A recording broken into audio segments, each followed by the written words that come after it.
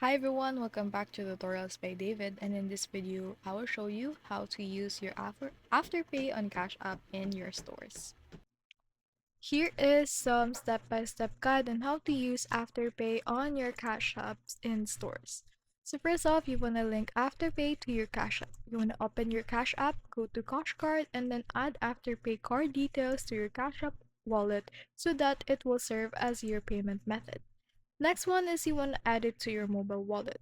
So if you're using iPhone, you just want to link it to your Apple Wallet. If you're using an Android, add it to your Google Wallet, and that mode will enable tap to pay or the NFC at the physical stores.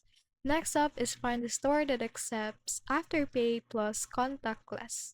Make sure the store supports Afterpay, so the checkout terminal must accept NFC payments. And then at checkout, you just want to unlock your phone, hold it near the contactless terminal, and then select your cash card with the Afterpay link.